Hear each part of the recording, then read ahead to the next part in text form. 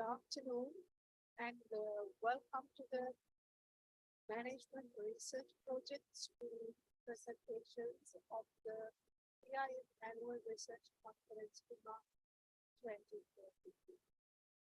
For this session, we have two esteemed panelists, Professor Nalin Abesekara, who is the Dean of the Faculty of Management Studies of the Open University of Sri Lanka, Navada, and Professor Tarusha Gunaratna, Department of Accounting, Faculty of Management and Finance, University of Colombo. We have 5 presenters here, all of whom have followed PIM's MBA program and have successfully conducted a research project for the MBA program. So they will be presenting their projects, and 20 minutes are allocated per presenter, 20 minutes. Ms. Carmen Nicholas is timing it, and 5 minutes before you're about to finish, that is at 15 minutes, she will ring the bell once. You don't have to stop, then you'll continue, but you know there will be only 5 more minutes. And if you reach the other 5 minutes, I'm sorry, we will have to stop for focus on maintaining timelines. Then 5 minutes are given for the panelists to give its clarifications. We also have general advice for future projects. That this is a completed project, but we will be able to complete this. We also have advice on future projects. By which all we So, we are about to start. Are you all ready? Yes, of course. So may I call upon the first presenter, MSH Rapisi. And the project is titled Store Environment and Store Patronage Intention, the role of shopping values, cognitive and affective evaluations. MSH Rapisi. Sister, can you have the presentation, please?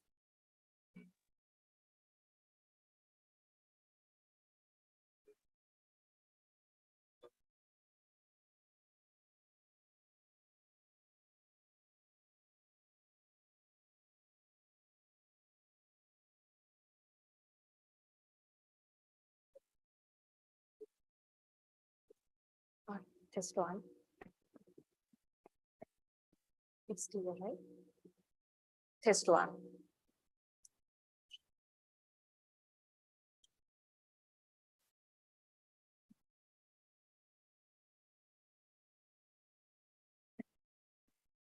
Shall I start? Good afternoon, dear sir and madams. I'm Shanika Ratnasiri, from Department of Marketing Management, Faculty of Management Studies, Savaragama University of Sri Lanka, and also a postgraduate student of MBA 2020 batch at PIM. So my research title is about the effect of store environment on store patronage intention, the role of shopping values, cognitive and affective evaluations. This is the outline of my presentation. So to just begin with the research problem in terms of performance gap, retailing is the world's largest industry and incorporates a vast collection of businesses that are too numerous to mention. In Sri Lanka, it is observing a boom in retailing, with many retail establishments being set up across the country. As you can see here, retailing can be divided into 2 extremes as traditional retailing or the unorganized channels, modern retailing or the organized channels. Among these 2, this study was just focused on modern retailing or the organized channels. Though it seems people are embracing modern retailing and slowly ignoring the traditional retail, it's not the whole truth. In countries like China and Brazil, their total retail market share is currently dominated by the modern retailers. However, according to Goldman et al. 2002, still most of the South Asian countries are largely dependent on traditional retailers. Therefore, the modern retailers such as supermarkets couldn't penetrate those South Asian markets properly. When referring to the Sri Lankan retailing context, the supermarket penetration of Sri Lanka was just 16% in 2021, and it was the lowest percentage reported in the South Asian region. In order to justify my performance gap further, in 2015, 23% of shoppers purchased products from supermarkets. But in 2016, this number has dropped into 19%. On the other hand, grocery shopping has increased from 46% to 53%, which is kind of a significant jump. Furthermore, so many bad recommendations and complaints have been logged into customer review websites and also for the social media regarding the modern retailing, inadequate customer care and bad service performance. So Veerasiri 2015 and also Kobaikadua et al. 2019 confirmed the persistent customer complaints toward modern retailing in Sri Lanka. Then the Vanninayaka and Disanayaka 2006 highlighted that all major supermarket chains in Sri Lanka spend more than 40% of their budgets in developing and designing in-store environment. Though they have invested such a large amount of money, it seems that they are not able to retain customers with them. McKinsey 2006 proved that physical aspect as one of the key factors to the success of a retail business. And also, Ali and Kaldi in 2019 confirmed that the store atmosphere as a critical factor which is driving consumer response. Therefore, the researcher intended to study the store patronage intention towards supermarket in Sri Lanka in terms of store environment. Then moving to my conducted research about modern retailing service quality, visual merchandising, customer satisfaction, customer loyalty, and a handful of research on patronage behavior and patronage intention. Vanninayaka and Disanayaka 2006 highlighted the requirement of conducting more research on to study the impact of in-store environment on buying behavior with supermarkets in Sri Lanka. Moreover, Atulka and Kesari 2016 highlighted that there is a requirement of conducting research on utilitarian shopping values since most studies have been conducted on hedonic shopping values. Therefore, as the researcher's best of knowledge, this is the first study which is tested consumer store patronage intention towards supermarkets in Sri Lanka, taking shopping values into consideration. Then I'm moving to my theoretical gap. Resource exchange theory was utilized as the base theory or the underpinning theory for this study. As per this theory, it stated that if individuals receive something valuable for them from one party, they will direct their reciprocation efforts towards that particular party. Therefore, the researcher identified the direct relationship, stimuli into response as a drawback of resource exchange theory and introduced stimulus organism response, SOR model, to compensate for that.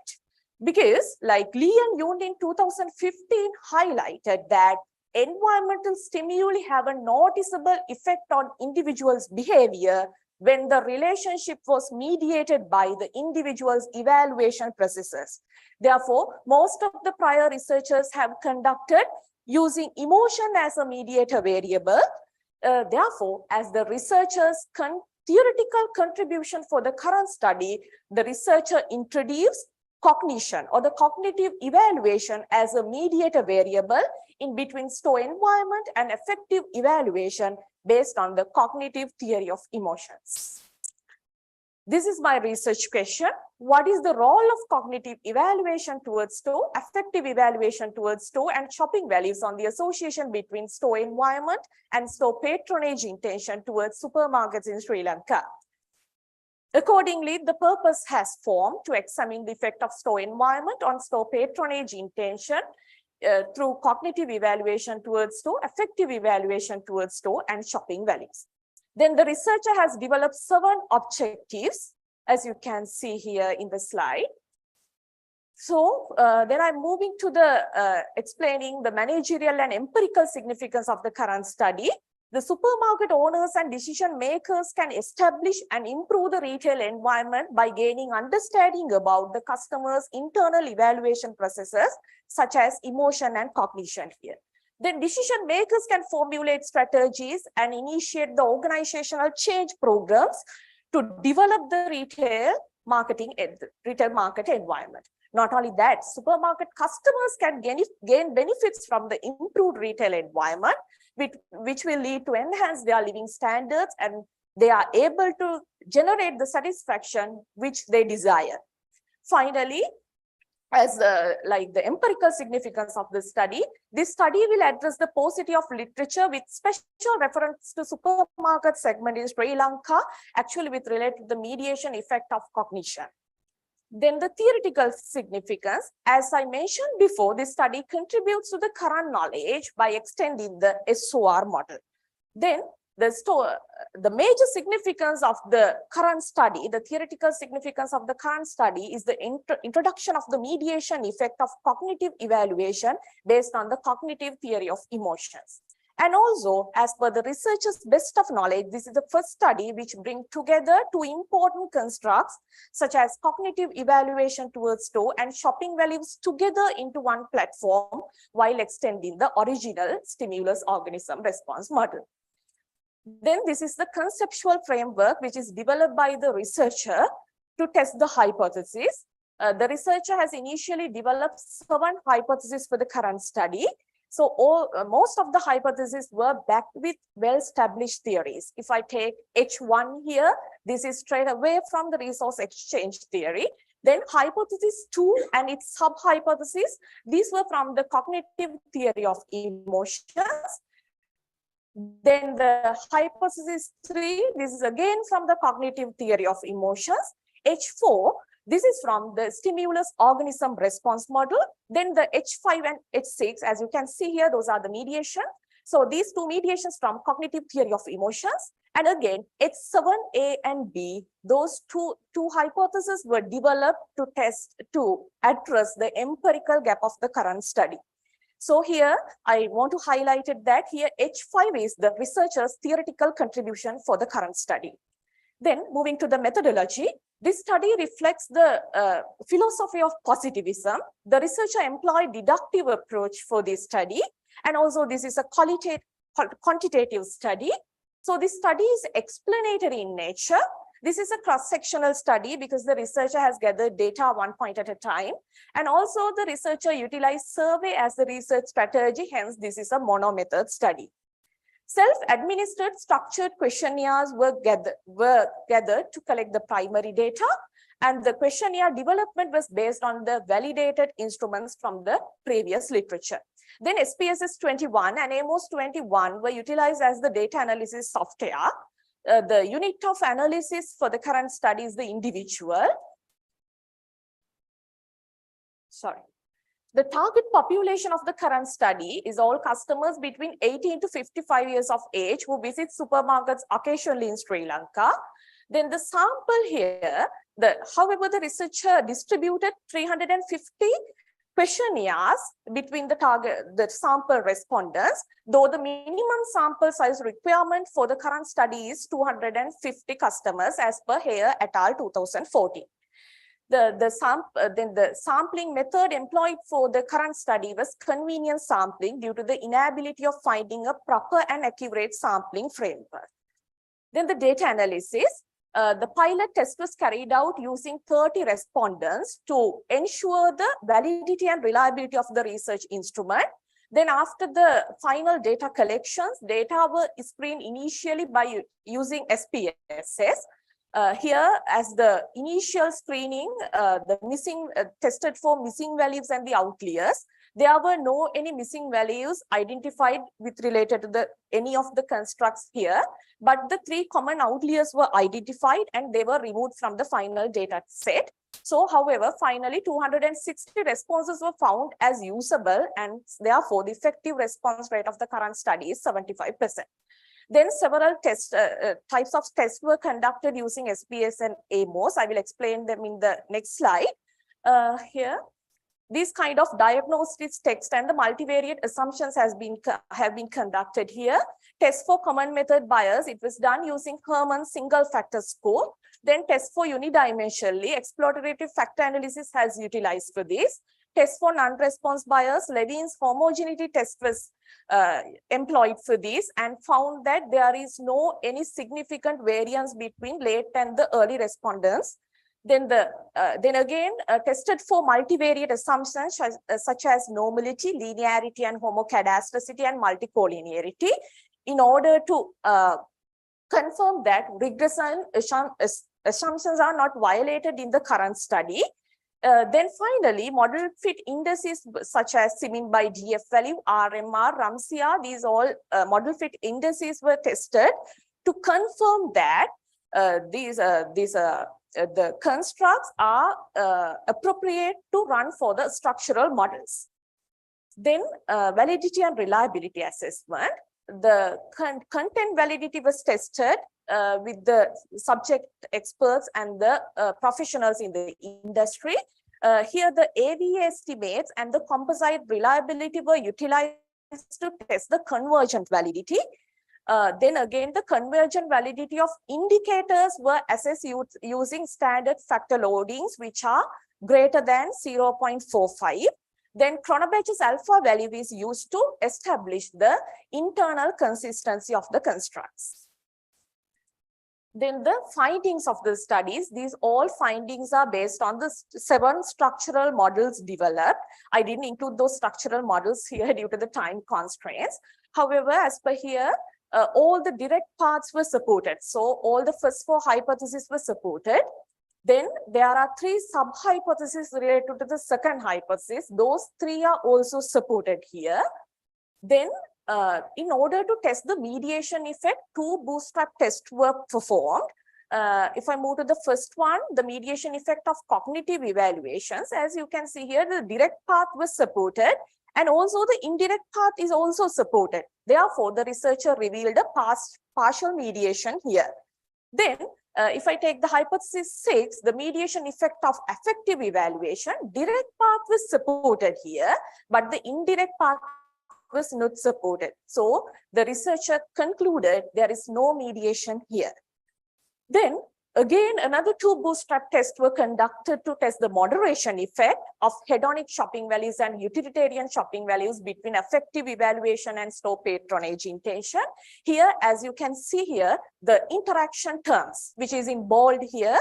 So those are significant at the 95 confidence level. So these 2 hypotheses were also supported here. So in conclusion, the cognitive evaluations were the new addition to the traditional SOR model. Here, the researcher find a partial mediation here. So it's the originality of the research. Then the significant moderation effect of shopping values added originality to the current study as well. Then this study enriched the existing SOR model, contributing to the marketing literature. And also this study validated the previous research findings of the research phenomenon in the Sri Lankan context. Then also this study provides several implications for supermarket owners and the decision makers to develop their store environment in order to generate store patronage intention from the consumers. The managerial implications, this study will helpful for supermarket owners and managers to develop their retail environment while taking emotions and cognition into account. Then also here, according to this research, the highest beta value is gained for the social cues. Therefore, the supermarket managers can concern more on social cues than ambient and the design cues. So simply they have to give a training to their employees to see how nicely smile, how they can helpful to the customers like that. Then here, the researchers tested almost all the direct and indirect relationship in this conceptual model. Therefore, the managers can select whatever the most powerful avenue for strategy making on store patronage. Here, the moderation effect was supported for both hedonic and utilitarian shopping customers here. Therefore, when creating the designing the store environment, supermarket managers have to create the environment which is appeal to both parties as well. Then the theoretical implications, as I mentioned previously, this study enriched the existing SOR model by adding cognition as a mediator variable, by introducing like hedonic and utilitarian shopping value as a moderator, then the revealed partial mediation of cognitive evaluation. Not only that, as per the Gestalt theory, the researcher developed a separate hypothesis to test the overall impact of store environment on cognitive evaluations. But in previous literature, the researchers, they tested single Q on a particular variable. Therefore, it's another significance here. And also this study contributed to the marketing literature by addressing the paucity of literature related to this phenomena. Then finally, the limitations and future research directions. Since the researcher has applied a non-probability sampling method here, there is an issue with generalizing the findings. And also the researcher has considered cognition and then the emotions or the affect as a broader definition. Therefore, future researchers can narrow down these two concepts. Like if I take cognitive, they can look into the perceived price or the product quality, like that. If I take affective evaluation, they can check on like pleasure, dominance, like those concepts. Then, and also the researcher has gathered these questionnaires after some time of their visit to supermarket. Then there is errors can be happen due to the loss of memory. So experimental research design is suggested for future researchers. Then also the future researchers can come up with a longitudinal study to examine how cognition and emotions are changed over time. And also finally, the future researchers can come up with research studies to check moderating shopping values, since as per researchers' best of knowledge, this is the first study which is carried out in Sri Lanka to investigate this area. So that's all about my presentation. These are the references. So thank you very much.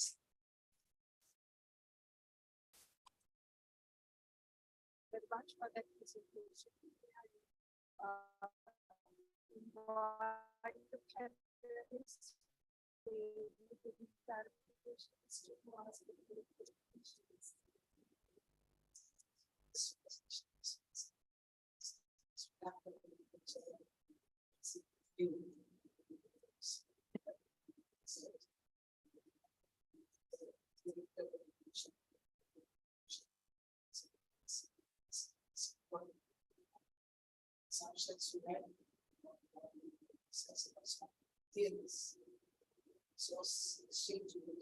Yes, sir.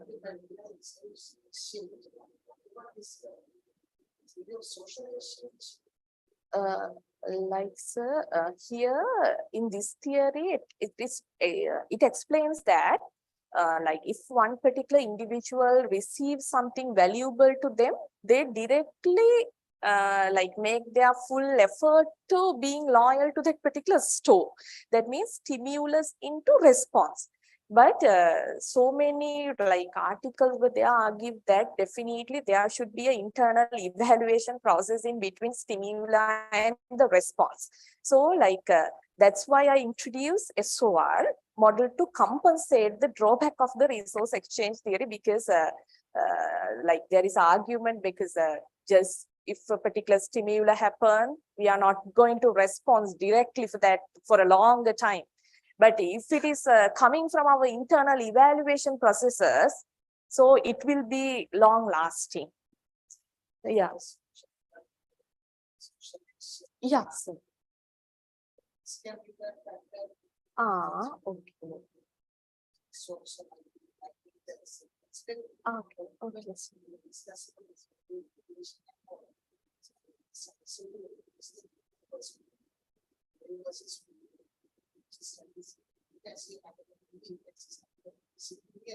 Difference.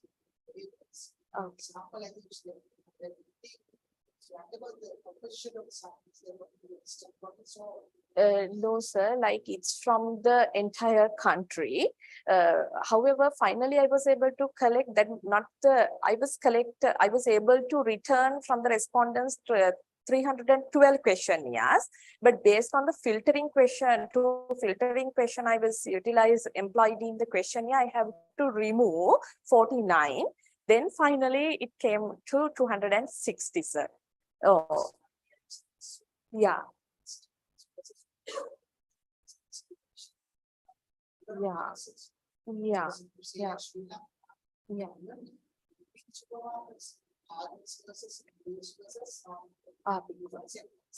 Yeah.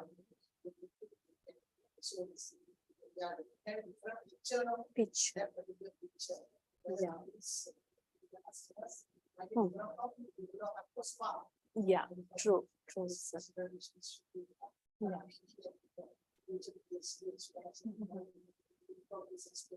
Yeah. Thank you very much, sir. Thank you very much. Thank you very much for the presentation. It was very interesting presentation and very good presentation. And you started where with the gaps and the problem of the different types of gaps, etc. Just one thought for your future strategies. We have about 7 objectives. So possibly this whether you can combine some of them rather than having 7 appears to be quite separately. Okay. And also, you were saying you were looking at those who occasionally visit supermarkets. So what you really mean by occasionally, how you define it, I assume that it's something we think about what is occasional. Yeah.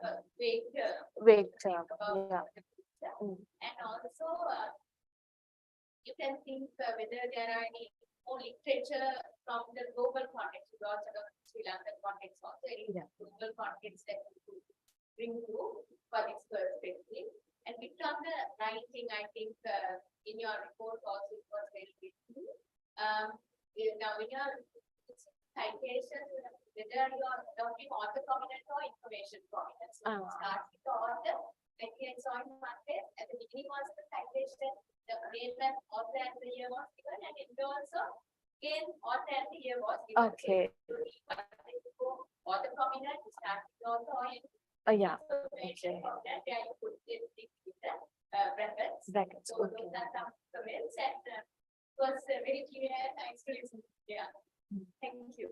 Thank you very much, madam. Thank you very much. Thank you very much, madam. May I now call upon the second presenter, P.H. Abe Sundar, and the project is titled Influence of Sustainable Supply Chain Initiatives Towards the Environmental Performance. Empirical Evidence from Manufacturing Sector in Sri Lanka. P.H. Abe Sundar.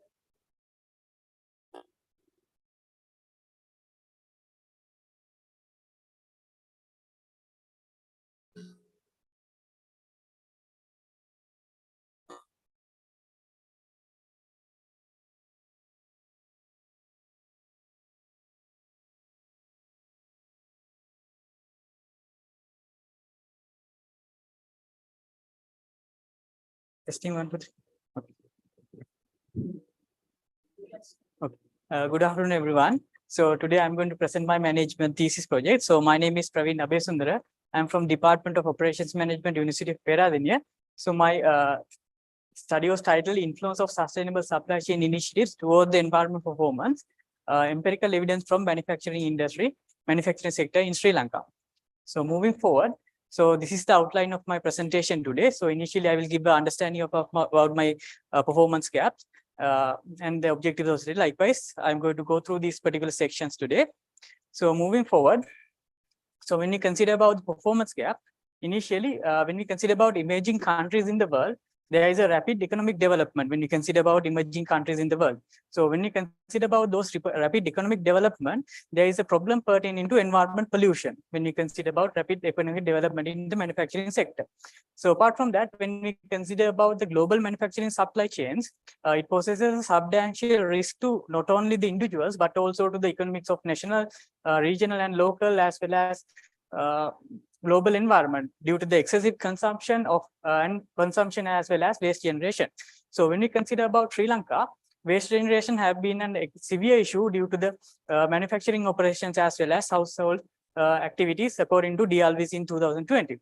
So apart from that, in the same particular article, they have identified Sri Lanka has been named as the 5th most polluting country in the world based on the figure of waste generation per person per day. So apart from that, when we consider about economic activities, when we have economic activities that are unsustainable, we are going to threaten our economic competitiveness as well as the long-term prosperity of the country as well as our manufacturing organizations. When moving forward to further give details about the performance gap, when we consider about most of the manufacturing organization, they pursue profit growth at the cost of environmental pollution, which they have going through unsustainable business practices. So apart from that, in Sri Lanka, in Disanayak and Veerasinghe studies, they have identified in Sri Lanka, they have absence of proper waste management systems within the system to eradicate or manage post-industrial waste as well as post-consumer waste. So when we consider about in Sri Lanka, in average, most of the manufacturing organizations will generate about 10 to 20 tons of waste each day. So apart from that, when we consider about this particular factor, there's a question arising whether these firms can manage both environment sustainability as well as profit growth in organization. So this is my initial performance gap that I have identified. So moving forward to the empirical gap, when you consider about the integration of sustainable supply chain initiatives, so the empirical exploration into this particular subject is very much lacking according to Morley and CSE author. So when you consider about the Sri Lankan aspect, they have done studies with regard to this particular aspect, but they have addressed only about managing the post-industrial and post-consumer waste. So they have not focused on eradicating this particular post-consumer and post-industrial waste. So apart from that, when we consider about most of the studies that has been done is in advanced economies, they have not done the empirical exploration into the this particular aspect of sustainable supply chain initiatives or reverse logistics is very much lacking in emerging countries such as Sri Lanka, according to these particular authors. So when we consider about reverse logistics, they have done many empirical studies in advanced economies. So this goes same as the above point. They have not studied much in emerging economies such as in Sri Lanka. So this is the empirical gap that I have identified. So when moving forward, the theoretical background for the field of sustainable supply chain management has been very much lacking, according to these authors that I have mentioned here. Some of them are Morley and CSE, Mulder. Likewise, they have mentioned that the theoretical backing is very much lacking. So when you consider about the development of a theoretical base for the sustainable supply chain management, they have initially used like theories like institutional theory, resource-based theory, stakeholder theory, and transaction cost theory. So for my study, I have mainly focused on institutional theory, where I have identified the main gap in theory. So basically, I have brought in the stakeholder theory by Freeman to bridge the gap that I have identified in institutional theory. So when we consider about institutional theory by DiMaggio and Powell, it explains that external social pressure influence organizations in adopting social responsible behaviors to gain a social legitimacy. So when we consider about stakeholder theory, in this particular theory, they have identified we have to consider about all the stakeholders in the value chain, not only the main stakeholders. So in institutional theory, they have only most of the time when we consider about external pressure, they focus on customer pressure, regulatory pressure, and competitive pressure. But in this theory, they don't focus much on the non-governmental aspect or the non-governmental pressure towards adopting social legitimate practices. So that's the main gap that I have identified. So I will be bridging in that particular gap using the stakeholder theory. So moving forward, so this is my main research question. So what is the impact of sustainable supply chain initiatives, reverse logistics, and external pressure on environmental performance? So I have identified the main purpose as well as 3 specific objectives. So I will mention the 3 specific objectives: to investigate the influence of sustainable supply chain initiatives on environmental performance, and to examine the mediation role of reverse logistics in the relationship between sustainable supply chain initiatives and environmental performance, and to study the moderation role of external pressure on the relationship between sustainable supply chain initiatives and environmental performance. So these are the 3 specific objectives that I have identified that I'm going to achieve at the end of the particular research study. So when you consider about the significance of the study, so the researcher have identified the significance in mainly 3 parts: theoretical significance, empirical significance, and managerial significance. When we consider about the theoretical significance, as mentioned earlier, the research I have identified a gap in the institutional theory. So basically, I will be bridging that gap using the stakeholder theory. So when considering about the empirical gap, there is a gap highlighted in literature where they focus on the impact of sustainable supply chain initiatives on environment performance, as well as a mediation role played by the reverse logistics aspect. So when considering about the managerial significance, this particular study will can be used by managers as well as policymakers in developing regulations related to the environmental laws.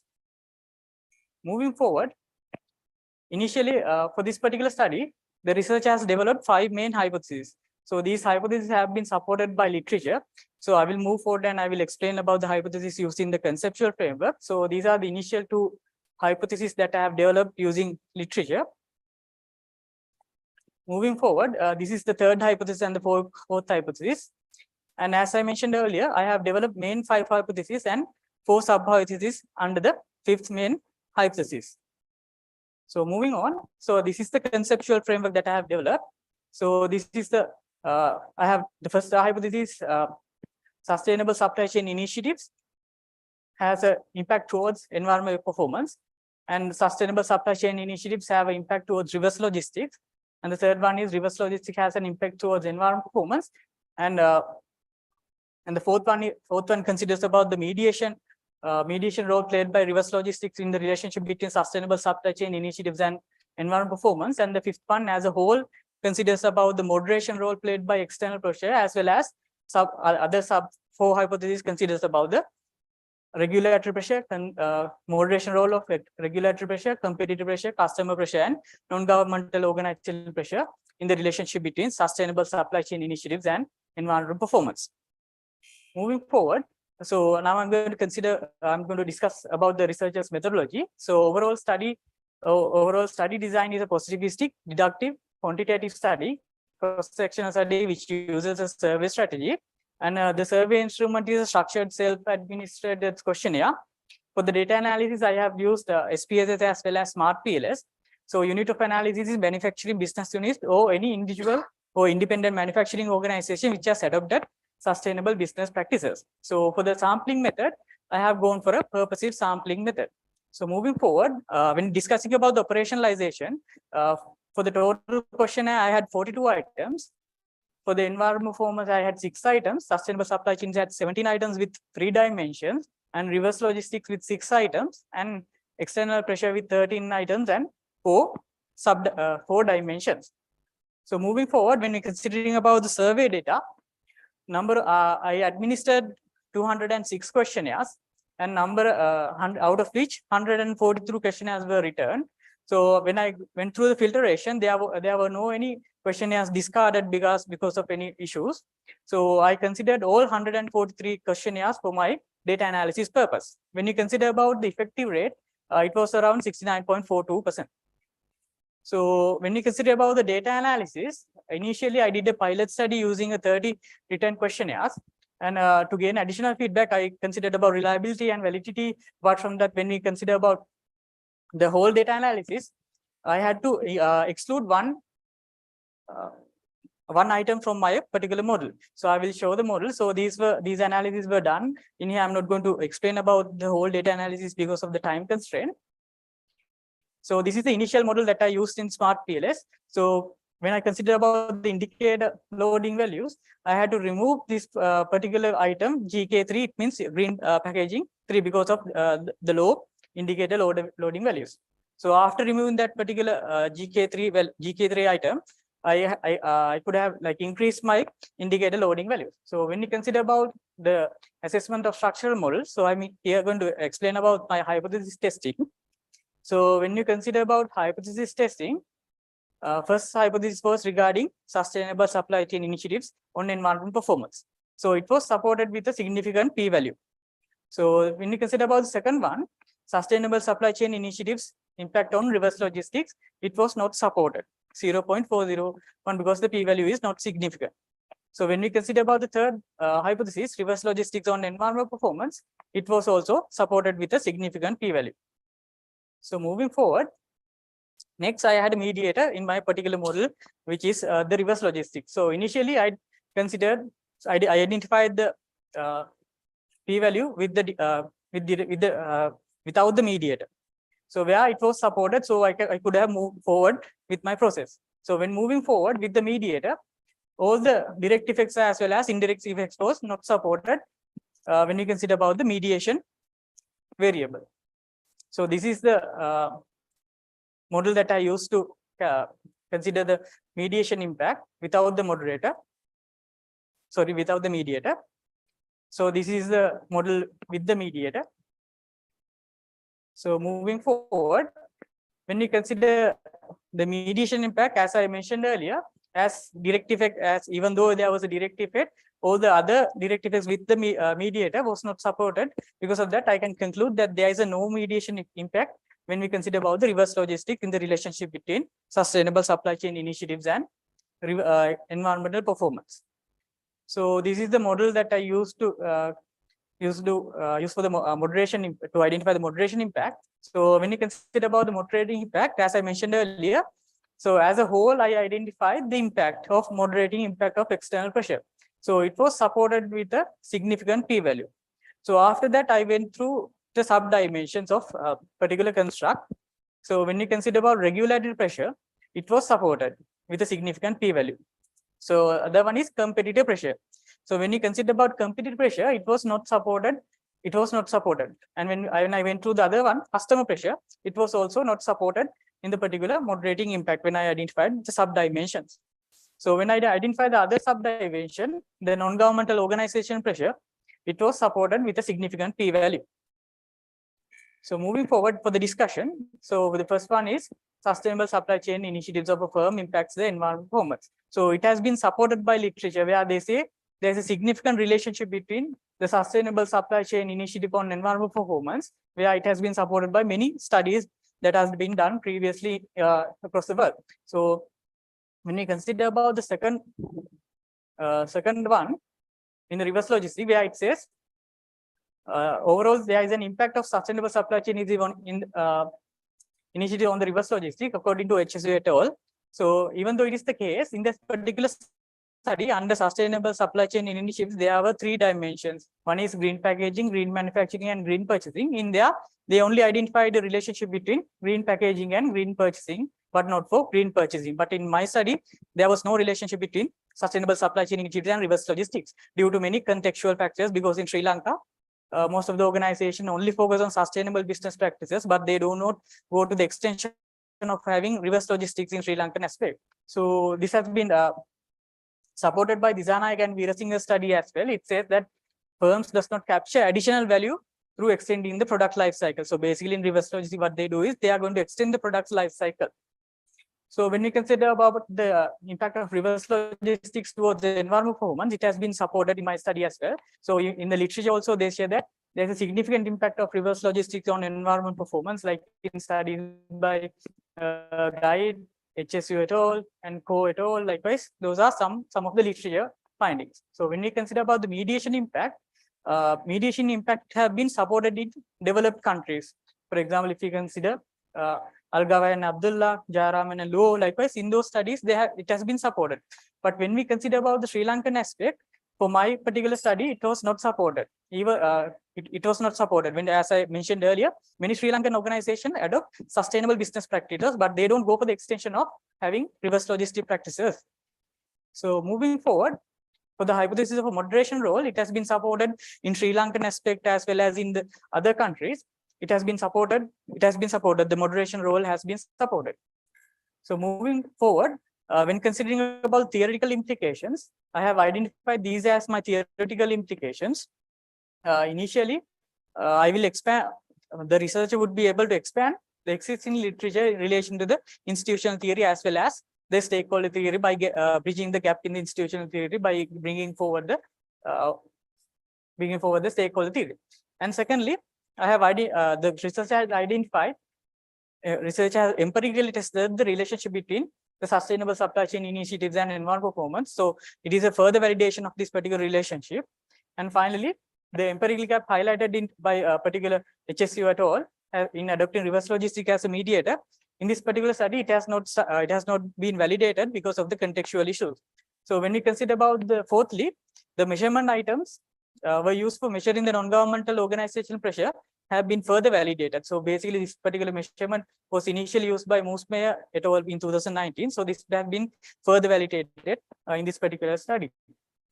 So when we consider about the managerial implications, so managers or any directors in the organization can use this particular study for when they are investing in sustainable business practices. So apart from that, this particular study can be used as a feasibility study as well when going for an investment in sustainable supply chain practices.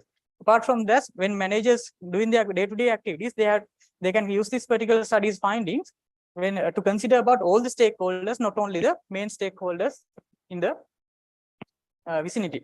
So apart from that, policymakers in the country can use this particular study to either refine or restructure their environmental laws in Sri Lanka. Apart from that, more importantly, non-profit government organizations can exert pressure to the organizations in adopting social legitimate practices such as using sustainable business practices.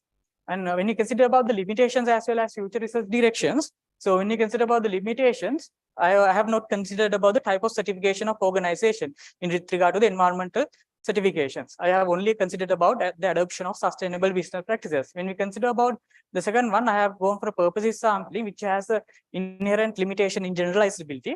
And finally, only data was limited to a small number of organizations because of time constraints as well as available resources. When we consider about the future research directions, I could in the future research, you can consider about social as well as economic performance. In here, I only considered about environmental performance. And nextly, the moderation role can be considered not only in the relation between sustainable supply chain initiatives to environmental performance, but also reverse logistics to sustainable supply chain initiatives as well. And apart from that, in the institutional theory, they don't focus on social media pressure as well. So we can consider social media pressure in the future as well. So moving forward, so as a conclusion in this study, I considered about the influence of sustainable supply chain initiative towards the environmental performance. So based on this study, I have identified that there is a relationship between sustainable supply chain initiatives and environmental performance. Apart from that, I identified that there is no mediation effect in reverse logistics in the Sri Lankan context, even though it is prevalent in the advanced economies. And I identified there is a moderating impact of external pressure. As well as based on this particular findings of this study, I have expanded the literature that is regarding this particular sustainable supply chain knowledge, supply chain volunteer knowledge. So that's it for my presentation. So these are the references that I went through. Thank you, everyone.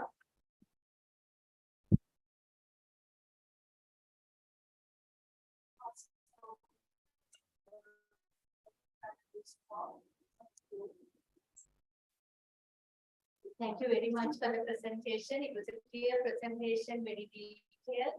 You had included a lot of literature, brought in gaps and presentation with. And there is practical significance, contributions, all that has been well talked about.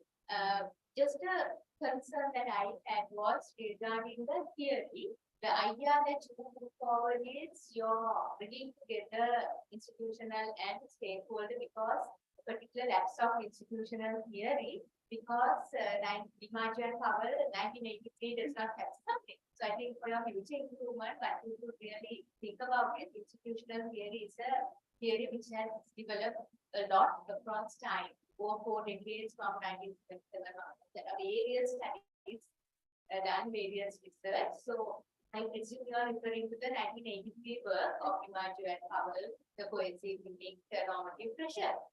So you cannot simply claim that it doesn't consider other things, really considering that particular article, because if you just type institutional theory, there will be whole heap of articles were coming through. So even the gaps that you are saying, actually institutional theory, other aspects really cover those. So the other internal pressure, the internal interplay between internal, external, so much has been there.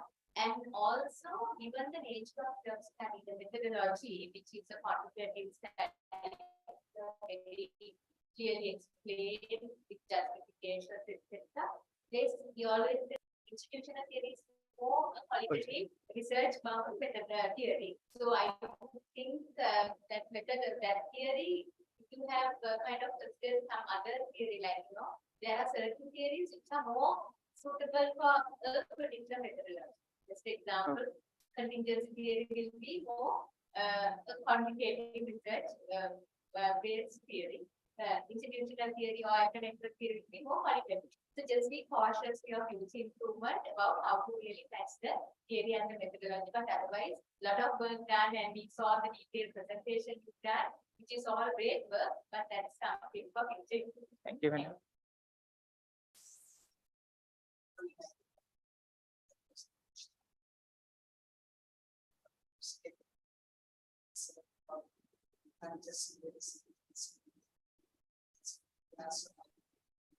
Discuss about extension of theories. Extension of theories. Also, so say this.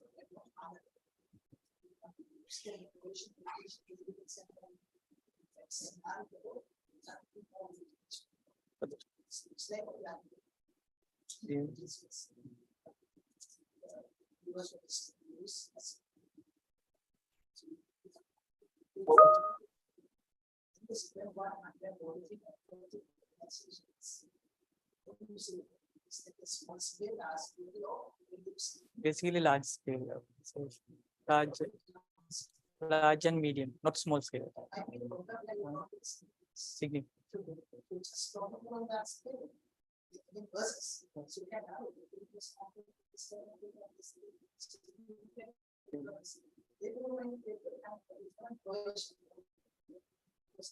Excuse me, Professor Nalin. Professor Nalin, you are not audible to the online audience. Can you please check the mic? It should be okay for me.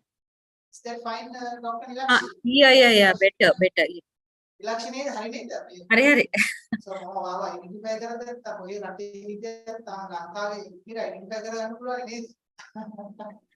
right, I think what I mentioned to Praveen, Professor Ilakshi, we discussed about this preparation and mediation. It has been not properly captured. We just discussed about this towards of sustainable supply chain initiative towards environmental performance. So they are in the version. What about the effect of COVID-19 and study? Because here we are talking about the externalities and any effect would they give insurance indicators. Relationship between the COVID-19. Okay, all the best. Thank you, sir. Thank you, madam. Third presentation. KGCD Gamani. The topic of the presentation will be personality factors as antecedents to perceived financial well-being, the role of financial self-efficacy. KGCD Gamani.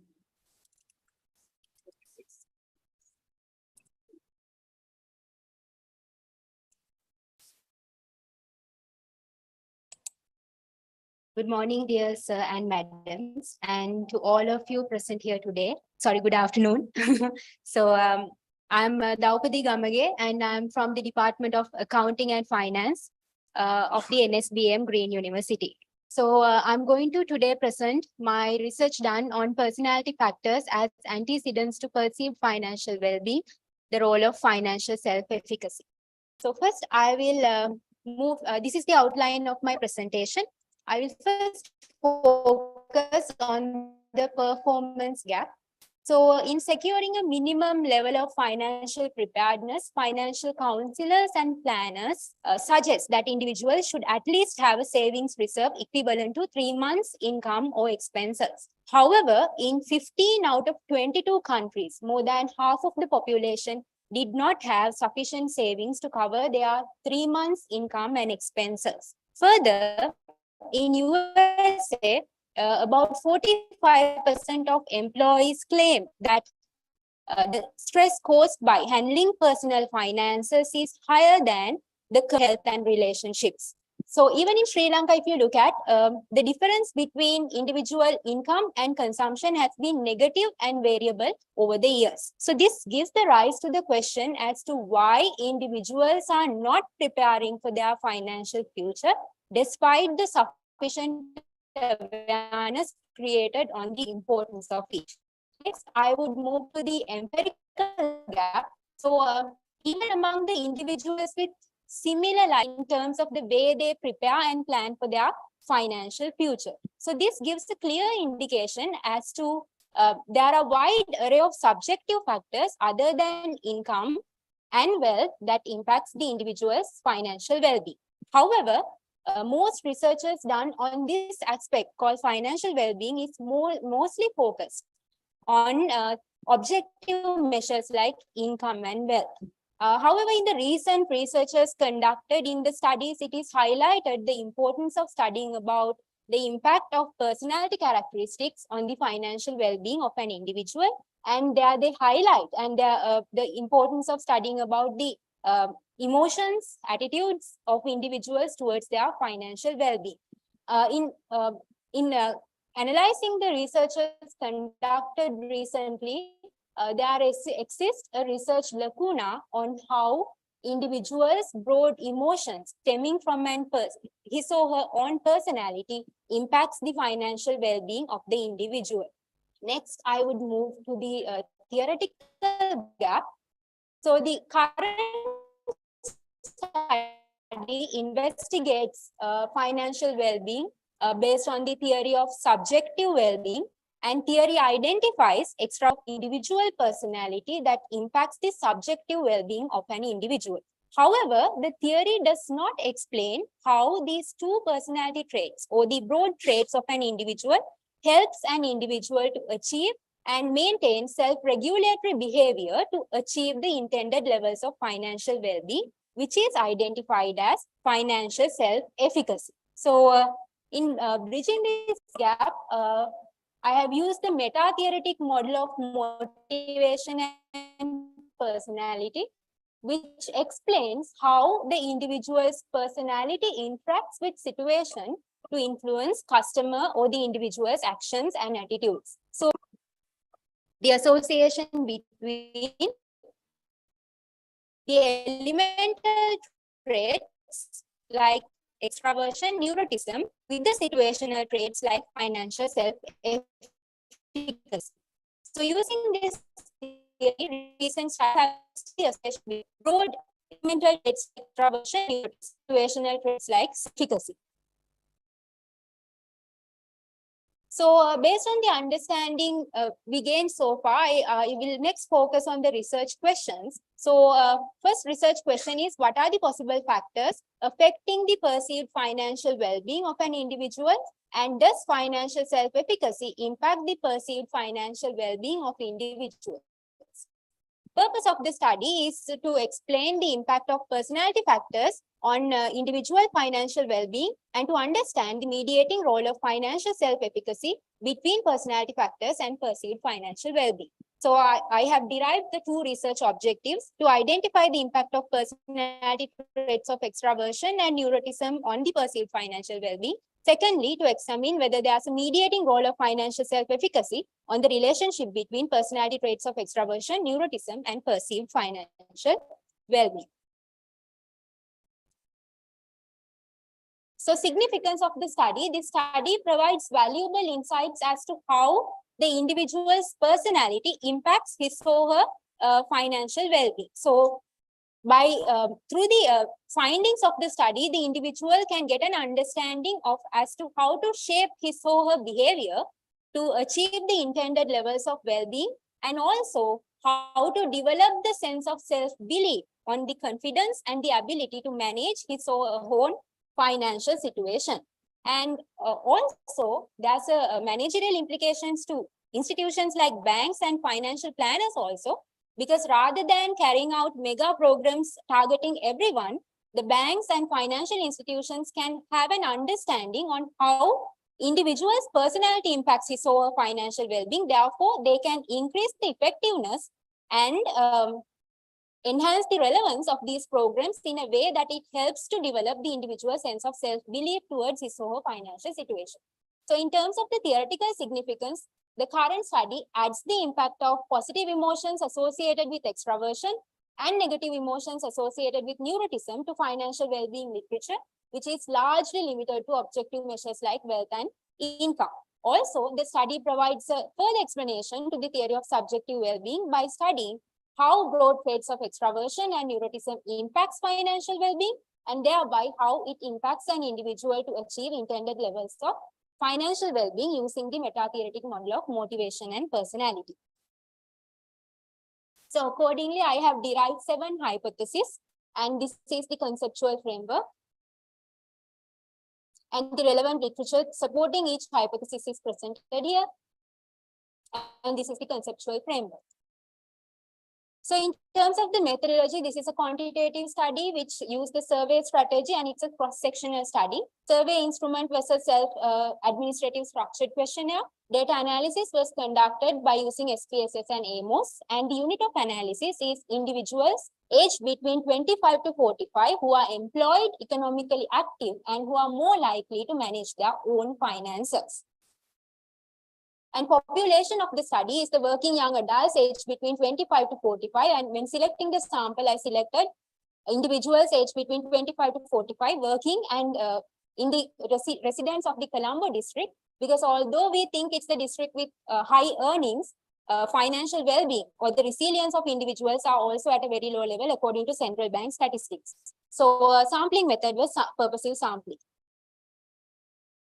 And these are the scales I used in developing the questionnaire. And this is the summary of the survey data.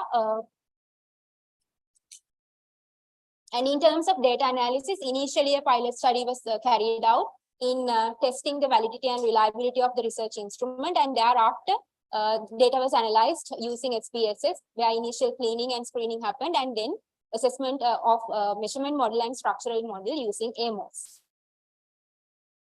So initially using SPSS, data was assessed for common method bias, and then initially the multivariate assumptions were tested and unidimensionality was established. Thereafter, data was assessed for conversion validity, discriminant validity, and reliability, and accordingly, those were established. And thereafter, after assessing all these, the first structural model for direct relationships was tested, and the relevant goodness of fitness indices are presented here. And also all 5 direct relationships were supported. And after that, the 2 structural models for 2 mediation impacts of mediating impact of financial self-efficacy on the relationship between extraversion and perceived financial well-being, and neuroticism and perceived financial well-being was tested. And these are the goodness of fit indices for 2 mediation impacts. And then according to the direct and indirect path results, it revealed that for both mediation, it's a partial mediation. So moving to the discussion, the first objective of the study is to identify the impact of personality traits of extraversion and neuroticism on perceived financial well-being. And according to the conducted analysis, it was found out that extraversion has a statistically significant positive impact on perceived financial well-being, and neuroticism has a statistically significant negative impact on perceived financial well-being. And these findings are in line with the previous evidences. And the second objective was to test the mediating impact of financial self-efficacy on the impact of extraversion on financial well-being, and second, mediating impact of financial self-efficacy on the relationship between neuroticism and perceived financial well-being. And both mediations were partial mediations, and those are in line with the previous empirical findings.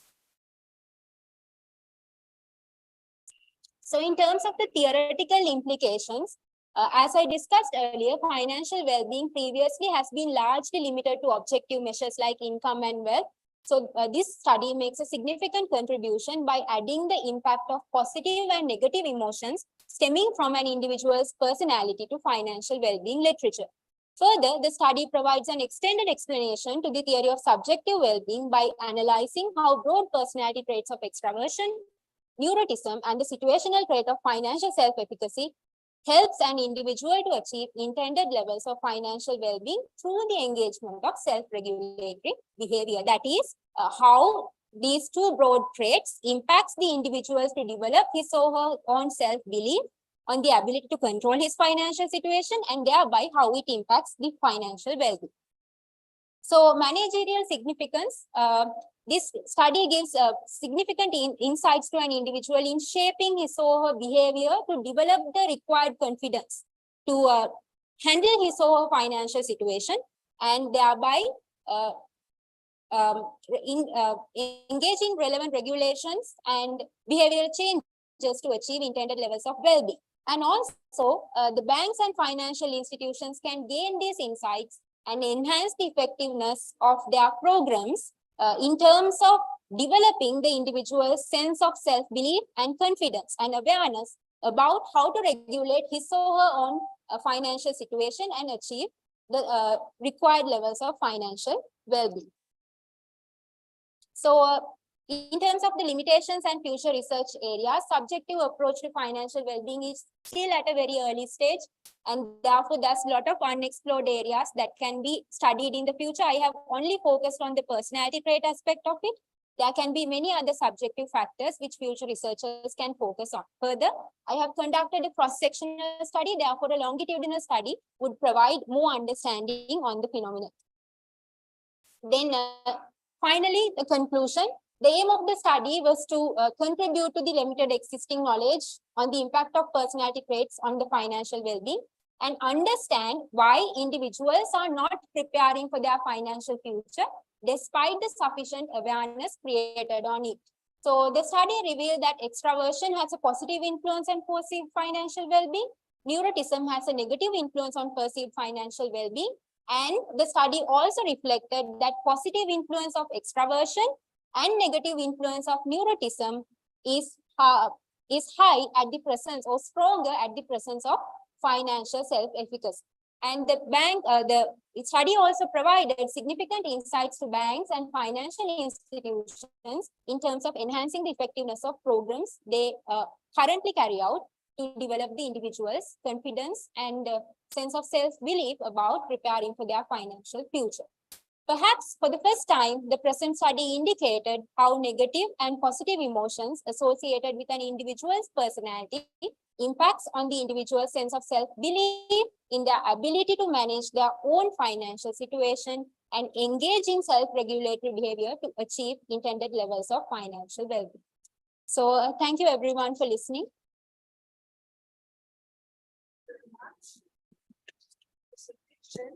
May I hand over to the Check mark. panelists for Just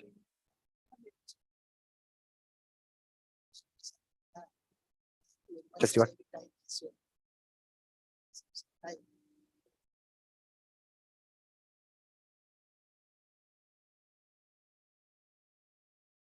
So this is one of the very interesting study. I think you have presented a good study with all the insight and everything.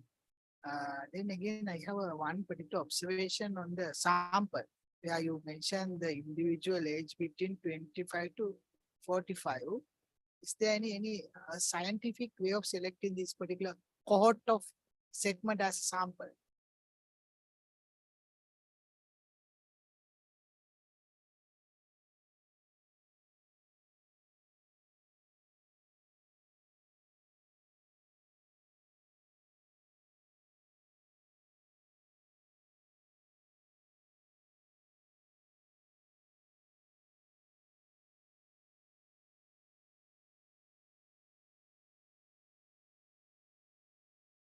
And also you only concentrate for the Colombo district.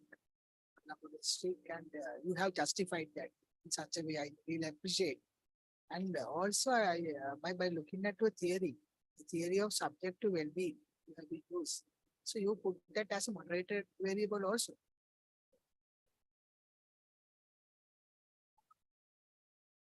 Right. Right. Final observation. If say like you go to a place where the layman asks you to explain this entire thing within one sentence, how you are going to explain?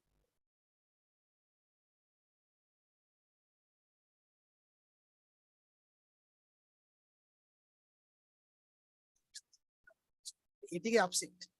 Explain කරන්නේ lazy කා සාමාන්‍ය මිනිස්සුන්ට තේරෙන්නේ නේද? Someone asks about the simply.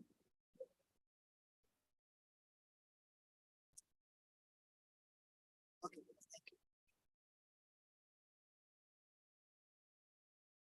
Thank you. Thank you very much for your presentation. I have a few comments.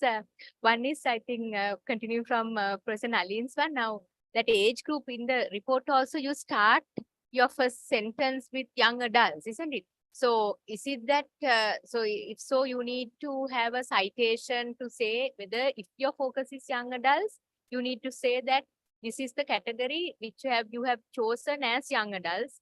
Otherwise, why the justification is questionable. Okay. And of course, through a citation, you can show that. Because especially when you start with that, because in the report, that's an opening sentence. So that carries a lot of weight and significance for your study. Then also, I thought the problem and the questions could be better articulated. That would bring better clarity. A common point, I thought all of you displayed very good presentation skills, very good presentation skills. So with that, I was thinking, why are all the slides so wordy? You could have reduced the wordiness of the slides. You could have, had bullet points rather than copying and pasting. There were a lot of copy and paste. It's a general comment. Copy and pasting from the maybe write-ups. Instead, since all of you explain so well, you could just have a bullet point and, explain in your own words. That's important. And also in the write-up, I think, in one paragraph, I saw, I think, page 5, same citation used in 3 consecutive times. Maybe that was the research that's needed to establish the point. But when the same citation is appearing in same, like consecutively on a continuous base within the same paragraph, it doesn't look very nice because it's a bit monotonous. So you can see whether you could reword and put two ideas together, or whether you can bring another article to give substantiate that point. So think about rather than having the same citation. And as someone else also mentioned, maybe to your best of your knowledge, you may say this is the first study, but try avoiding making a statement that this is the first study, or even to your knowledge, because you and I, without we knowing, there may be studies out there. So you can say that I'm contributing to the limited research on this area. That may sound better, so that we are keeping, playing safe in the sense that we are acknowledging unknowingly there may be studies. So limited studies, and you are filling a gap in that manner would sound better. Okay, thank you very much and all the best.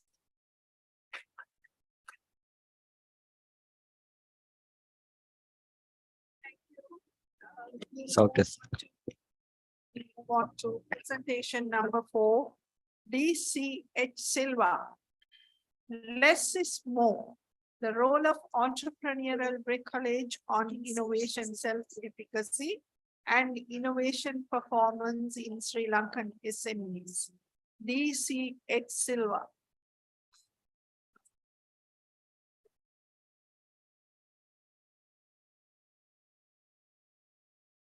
Shall I start? Yes. A very good evening, distinguished session chairs and my learning partners. So I'm Chatri De Silva, attached as a probationary lecturer at the Department of Entrepreneurship at Faculty of Management Studies and Commerce of University of the role of entrepreneurial bricolage on innovation self-efficacy and innovation performance of Sri Lankan SMEs. So here is my presentation outline today. And moving forward with the problem identification, let me focus on the performance gap firstly.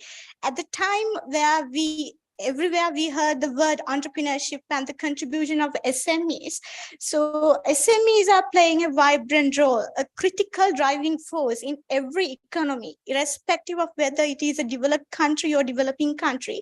It is more contributing to economic development from the perspectives of employment generation, rural development, poverty alleviation, and many more perspectives. At the same time, more research evidences are there to prove that more than 90% of total establishments consist of SMEs out of total establishments. The same is here in Sri Lanka. More than 90% of total establishments are consist of SMEs. But what is the pathetic situation here?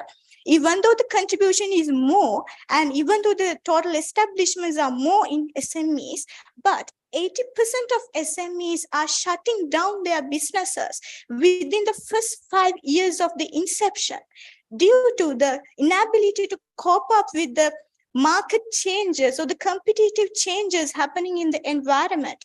So the Veerasinghe et al. 2014 has been identified that innovations are a key to cope up with those changes while wrap it up with the competitive advantage. But when it comes to the Sri Lankan context, the innovations coming from SMEs are not up to the satisfied level. The evidences are again showing that most of the Sri Lankan SMEs are having an intention to be innovative, to creative, but their visible outcomes are not visible at the marketplace in terms of commercialized innovative products. And at the same time, to justify my performance gap, I have taken the results, the Global Innovation Index, when it comes to the year 2020, among 131 other countries. Sri Lanka is ranked in 101st, showing a continuous declining from year 2020. So these are stands as the performance gap evidences.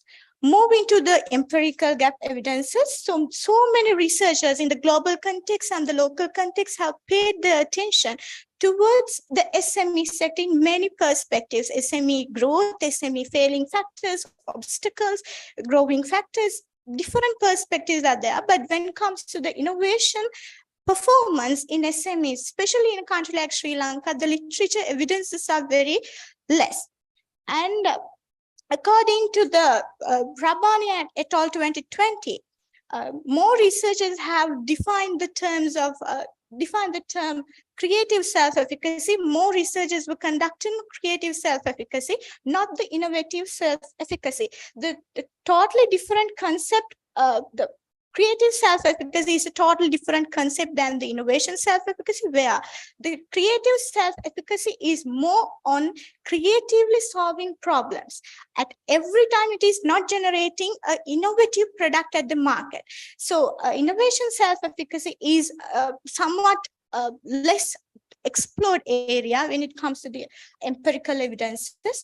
And at the same time, innovation self-efficacy is only tested for engineers and engineering students, and few of the context it has been tested in employees as well. But very unlimited research evidences are there in the innovation self-efficacy literature. And also the role of divergent thinking has not been linked to the entrepreneurial bricolage theory, which leads to innovation performance. It has not been linked or extended up to the innovation performance. So these are empirical gaps I'm going to focus here. And moving to the theoretical gap, Wang and Lin in 2012 highlighted that having an intention is not sufficient to visible that performance. So same is applicable to the innovation performance as well. Having an intention to be an innovative is not generating an innovation performance at the market. So that is backed by the self-efficacy theory of Bandura in 2001, and the efficacy expectations can be varied or depend on the situation or the external factors. So based on that, I have grounded my theoretical background from the self-efficacy theory of Bandura. And at the same time, I have extended the innovators model of Dyer in 2008 to support this argument. And at the same time, I have taken Senyard et al. 2014 evidences to show resources are a must to be innovative. The theory of entrepreneurial bricolage is being used to link these several aspects together. And the innovation self-efficacy and the innovation performance, and fill that gap by having the resource availability there.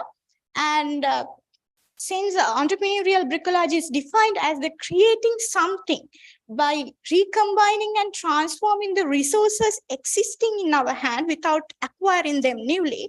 The entrepreneurial theory suggests, bricolage theory suggests that bricolage need to be very imaginative, very creative. But at that point, there is a striking pattern is coming, which is the divergent thinking. But in the theory of entrepreneurial bricolage, it is not linked.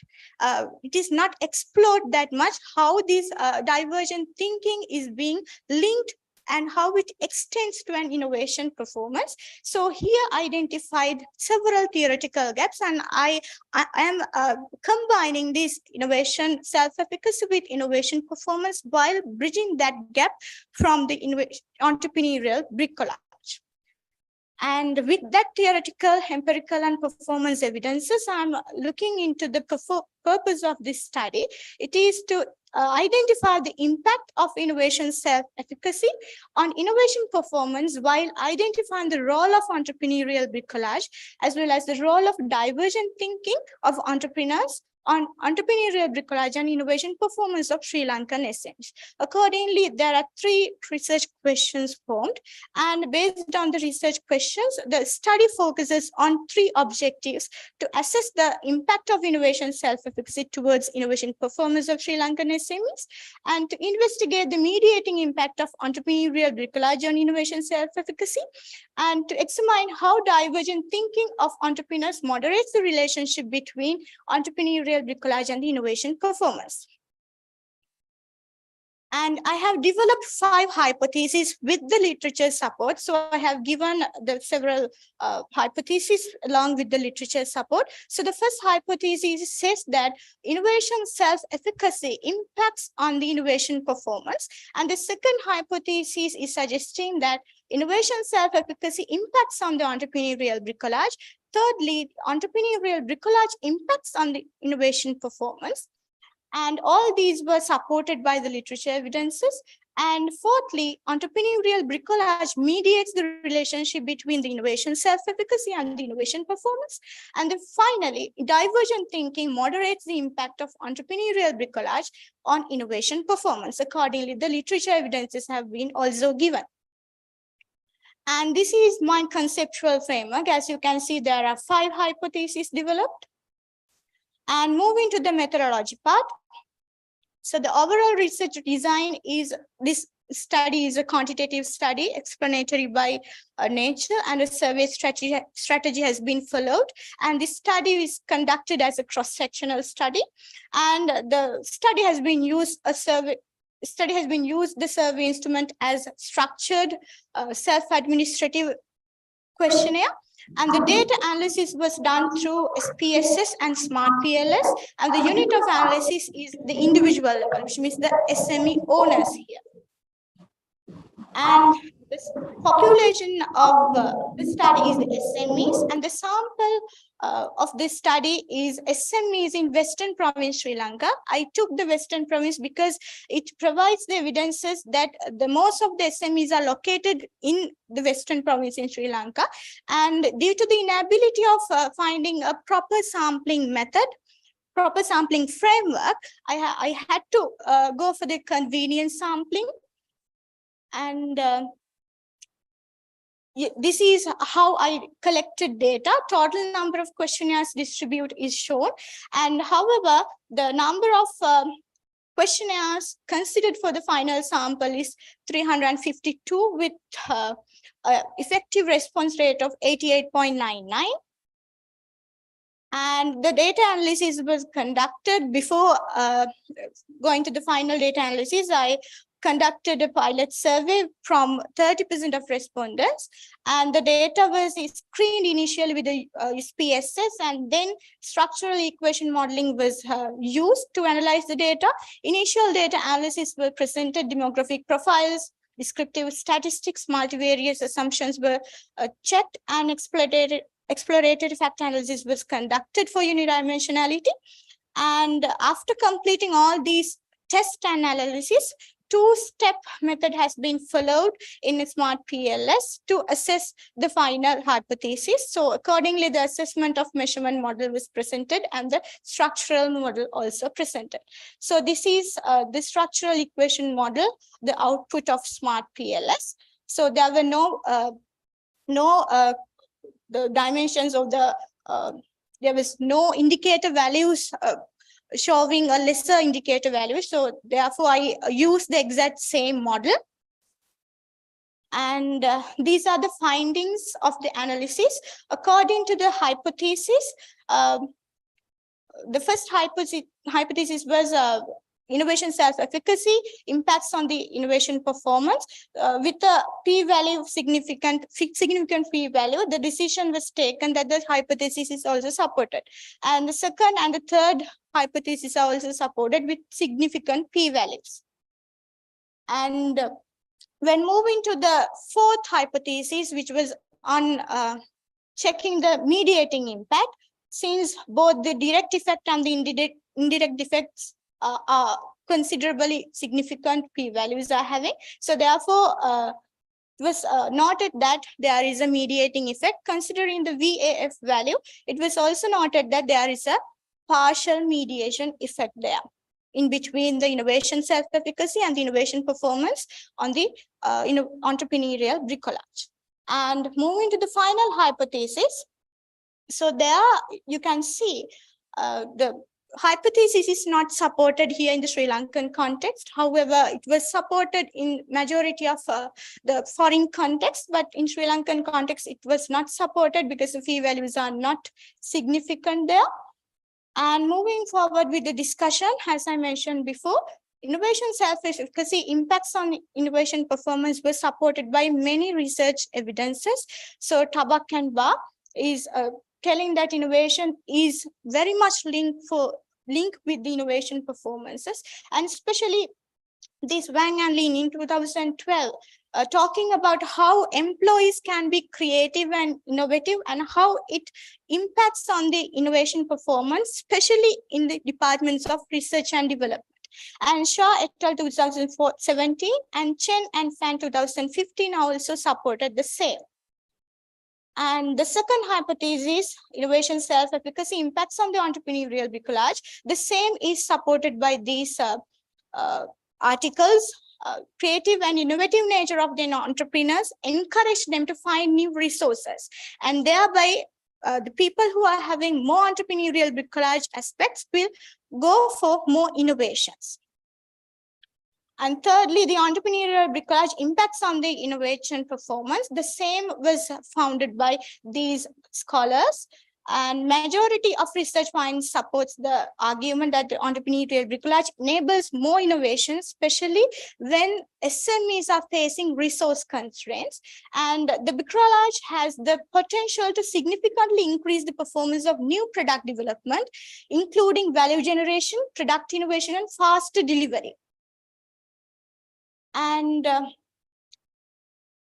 at the same time, the entrepreneurial bricolage mediates the relationship between innovation self-efficacy and the innovation performance. And it all 2017 and Chen and Fan 2015 are always supporting this argument, showing a partial mediation in et al. 2017 and a full mediation in Chen and Fan 2015. And they are supporting that there is a mediating effect in between the innovation self-efficacy and innovation performance. When it comes to the Sri Lankan evidences, I'm supporting this argument with Sri Lankan evidences. So that's an O'Connell. It's showing that even though SMEs who have an interest and ability to innovate, due to the resource constraints of Sri Lanka, they are facing more challenges, but the potentiality of firms in Sri Lankan context is still underutilized. That was supported by Dutz and Connell. And Veerasinghe et al. 2014 also revealed that SMEs are really lacking with the information, which is a very important fact when a firm is utilizing resources for an innovation, and SMEs are feeling insecure when they are trying to do innovations due to the unstable economic conditions and political environment. And moving with the final argument. So, however, this argument was not supported in the study.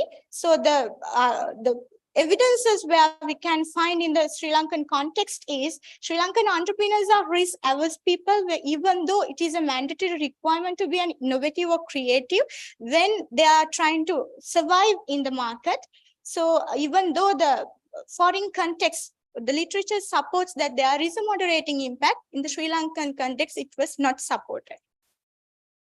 And the implications to the theory and practice, I have taken the theoretical implications first. So the study extends the innovation DNA model of Dyer in 2008 by bringing out the partial mediation of entrepreneurial bricolage on innovation self-efficacy and innovation performance, and at the same time trying to introduce the moderating effect of divergent thinking on the entrepreneurial bricolage and the innovation performance.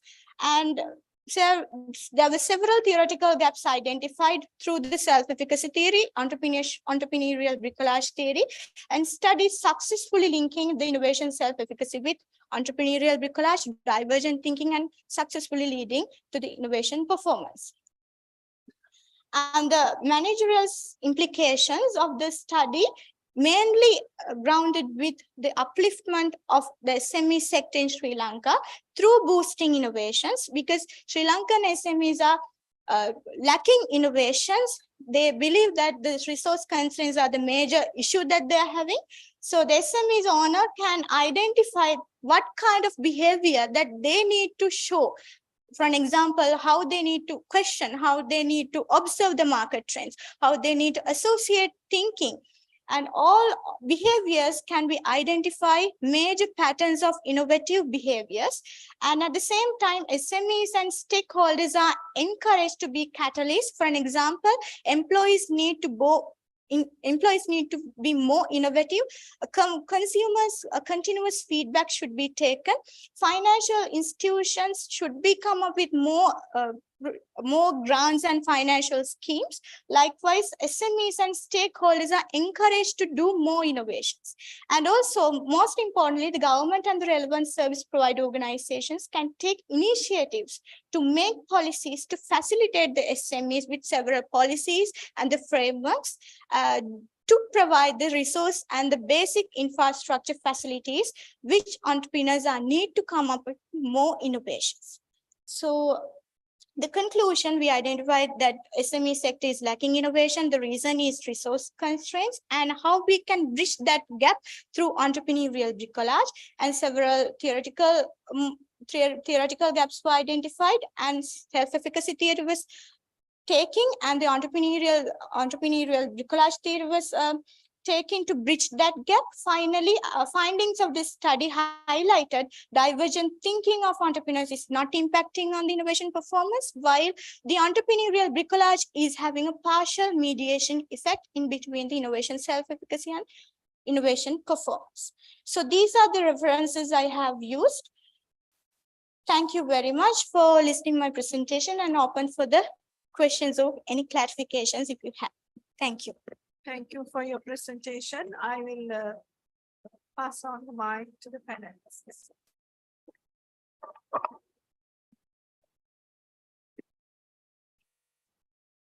Thank you very much for your presentation. It's an important area that you have focused on. So the comments that I'm giving are in combination, looking at your write-up as well as the presentation. So one thing I like to mention is about the concept of entrepreneurial bricolage, because it's a key concept in your study. At the very upfront, you need to define with some key literature citation, because I saw later on it was there, but since it's coming as a very key term, it has to be clearly brought in at the beginning. And also, if you look at the lot of the while the presentation was very clear when we were listening, in the write-up, I thought most of the studies were not very recent. So because we are always the comment for everyone, we are informing the current debate. So we need to actually bring citations from the recent literature, then only we can show what we are studying is also current and relevant. So in doing that, not only current, we have to also associate with very influential studies. We call seminal work.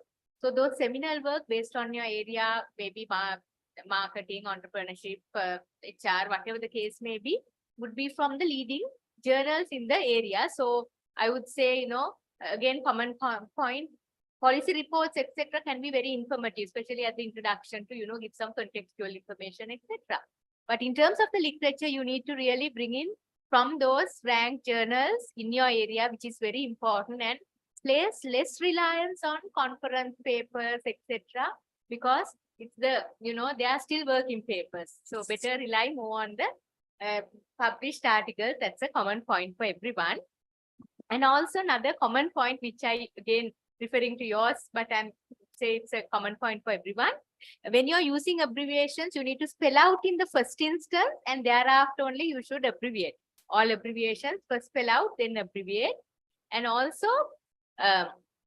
while Sri Lanka, of course, Sri Lanka can be example, as you very correctly point out here, but we are contributing to the global knowledge. So research is global. So that's why associating with the global literature, all that becomes that much more important. And I think this is 352. No, I think, yeah, one place it was 152. So I was just getting confused, but yeah, I later realized it was 352. So it's a good piece of work. There is potential, but pay more attention to academic writing, etc. But the presentation was very clear. Thank you. I do agree with the Professor Arusha on the particular observations.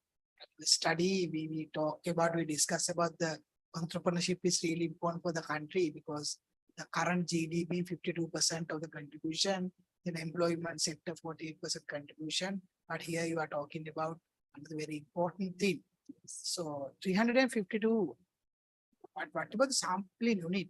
Either you directly goes towards to the particular entrepreneur where there may be some problem with the financial literacy, or else you have any different vehicle. I have used the common platform. I select the, the individual level is the unit of sample. So I use the common platform. I didn't specialize these are the target sample and all. You use only the one particular medium, or by looking at the different entrepreneurs? By looking at the different entrepreneurs. The Tamil and Sinhala also being used. English and Sinhala, sir. So technically you are looking at the two different languages. Yes. Okay, then all the best. Thank you, sir. Thank you, madam. Thank you.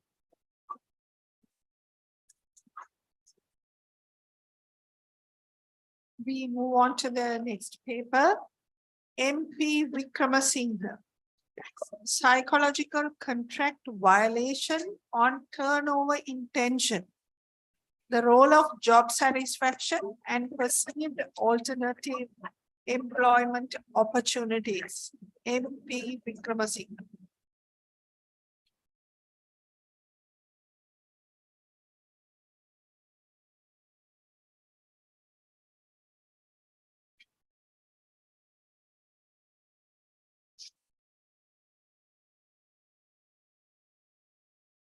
Very good afternoon. I'm Prabhashini Vikramasinghe, and I'll be presenting my management research thesis on psychological contract violation on turnover intention, where I'll be focusing on the role of job satisfaction and perceived alternative employment opportunities.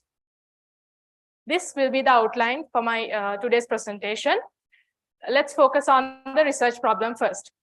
Starting with the performance gap.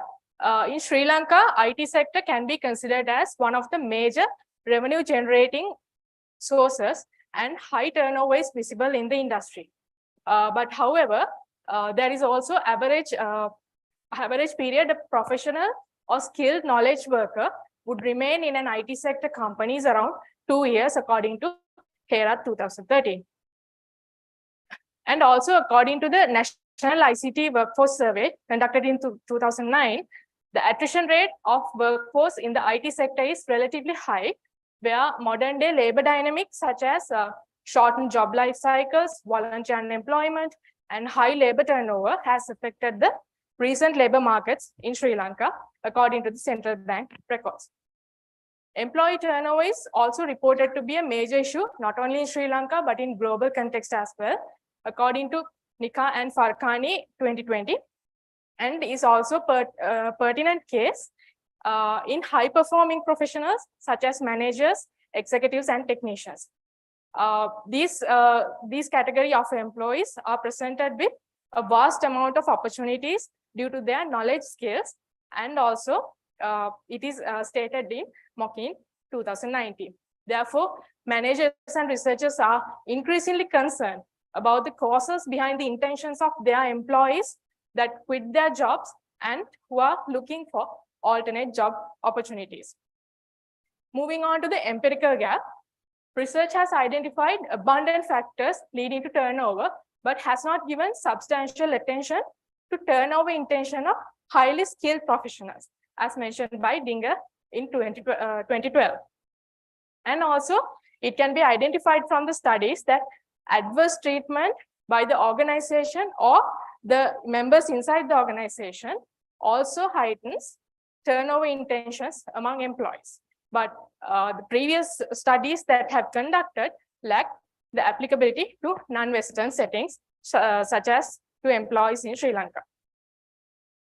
So moving on with the empirical gap further, even though the researchers have studied that employees become frustrated with their job situation to the extent that they develop these job quitting intentions, it has been intensively studied with regard to the knowledge workers. It has not been intensively studied with regard to the knowledge workers in the IT sector specifically. And also, I need to say, although retaining employees in an industry with an ample work opportunities is an critical challenge with the changing dynamics in the labor market, most of the organizations need to, not just organizations, but also researchers need to find out a relationship between the external work opportunities that represents the external factors that can affect the turnover of employees. And this has not been actually adequately explained in the literature. Under the research problem, let's focus on the theoretical gap. Drawing on the social exchange theory, literature indicates that psychological contract violation decreases the satisfaction among employees and consequently develop intentions that can lead the employees to quit their job in the organization. This theory also suggests that employee perceptions of negative treatment by an organization might be reciprocated in the form of a negative attitudes and behaviors. These negative treatments, such as broken organizational promises, are really frustrating to the employees, and that can decrease their job satisfaction according to the researchers. However, social exchange theory has failed to consider the impact of external work opportunities with regard to the turnover, and it has not been adequately explained in the literature. Moving further, exploring the potential role of perceived alternative employment opportunities as the moderating factor will provide a better understanding of how organizations violating psychological contracts with their employees leading to turnover is consistently affected by the external labor market environments. With that, we'll move on to the research question. The research question identified for this study is, what are the impacts of job satisfaction and perceived alternative employment opportunities on employee turnover intention caused by the psychological contract violation? The purpose of the study can be mentioned as to analyze the effects of psychological contract violation on turnover intention of employees through the study of job satisfaction and available perceived alternative employment opportunities with special reference to Sri Lankan context. Accordingly, 4 objectives can be identified for the study. The first one is to investigate the impact of psychological contract violation and job satisfaction on employee turnover intention. The second objective is to examine the mediating effect of job satisfaction on relationship between psychological contract violation and turnover intention of employees. And finally, the last 2 objectives are to assess the moderating effect of perceived alternative employment opportunities on the two relationships, that is between the psychological contract violation and employee turnover intention, and also between the job satisfaction and turnover intention. With that, let's move on to the significance of the study. First, we'll focus on the managerial significance. So the findings of this study could potentially serve as a structure for implementing not only effective but efficient employee involvements related to the turnover situations in IT sector organizations, and also it will help the policymakers in organizations to accompany more efficient strategies to keep the knowledge workers within the organizations, so that there will be no skills lost when there is a high turnover is happening. Also, the findings of this study will enable the management to control employees' desire to quit the jobs. And also, the knowledge from this study can also be used to inform the other fields of studies that can be challenged with similar organizational conditions and constraints. In the empirical significance, the studies that are currently available in the literature lacks the attention given to the relationship between psychological contract violation and turnover intention, with special focus to internal and external factors at the same time. And especially this is not available for the IT sector organizations in countries like Sri Lanka. Furthermore, the study will provide new findings in the area by considering the impact of job satisfaction and also alternate employment opportunities in non-Western settings, which are specific for countries like Sri Lanka, which is under the developing situation. Finally, let's move on to the theoretical significance under the significance. While these expectations of reciprocity are commonly available in psychological contract literature, many literature has not explored the psychological contract perspective of the IT worker, or more specifically a knowledge worker. And so this is one of the theoretical significances, because in this study, we'll be considering not only job satisfaction, but also alternative employment opportunities in the psychological contract perspective. Finally, the researcher will be addressing the gap where the turnover theories in literature do not adequately consider specifically the external environment factors in the labor market.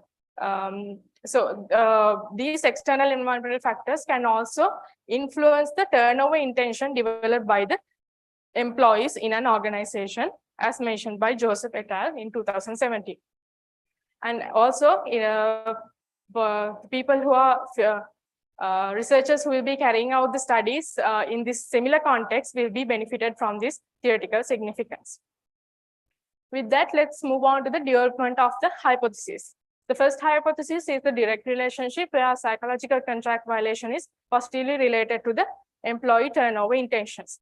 Ball et al. In 2013 and Arshad 2016 and Biswas 2016 has mentioned that employees feel that their organization, when employees feel that their organizations have betrayed them, they will develop intentions to quit when they are engaged in the working environments in organizations. So based on this, the hypothesis 1 is developed.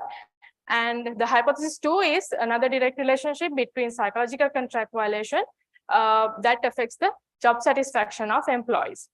The existing literature highlights that the negative impact created by the perceived violations on employees can create negative attitudes and behaviors that can lead to instances like decreased job satisfaction. So these are the literature supported literature are given in the slide, as you can see. In hypothesis 2, you can see another direct relationship, which is the job satisfaction of employees in relation to turnover intention. So in this hypothesis, the employees that feel negative emotions toward their organizations, and if they feel like that there's a sense of betrayal, they're likely to believe that their daily work carried out in the organizations are not appreciated by the leaders. So in that case, these generate negative emotions by the employees, and that can lead to reduced job satisfaction by them.